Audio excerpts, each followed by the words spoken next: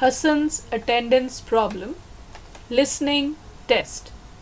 An audio will be played and you will have to answer the questions as you listen.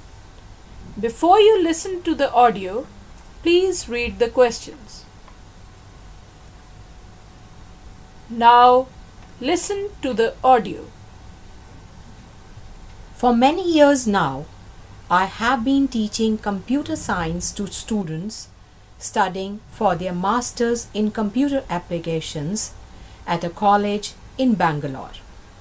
I have interacted with many students, and though it is not possible to remember all of them now, the memories of some are etched in my head.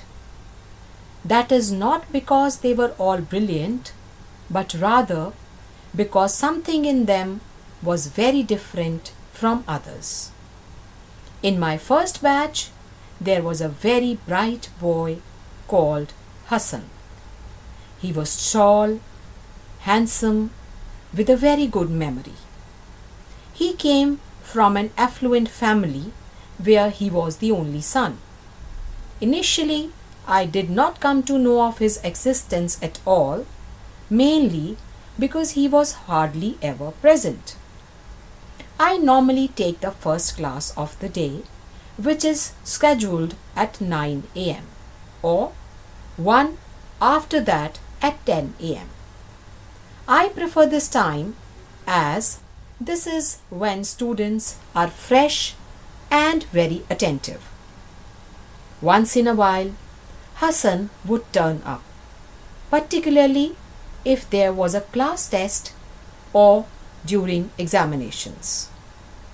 I met him more often for attendance shortage meetings.